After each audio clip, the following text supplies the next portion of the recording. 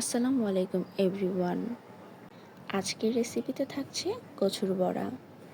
আপনারা অনেকেই হয়তো এই কচুর বড়া খেয়েছেন, আবার অনেকেই হয়তো খাননি।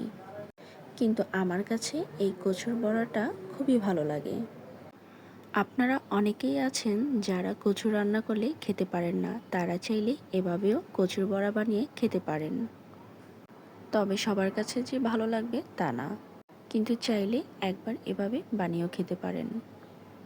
কচুর বড়া বানানোর জন্য যে যে উপকরণগুলো লাগবে তা হচ্ছে কচু, আতপ চালের গুঁড়ো, হলুদ মরিচের গুঁড়ো, লবণ, আদা রসুন বাটা আর তৈল।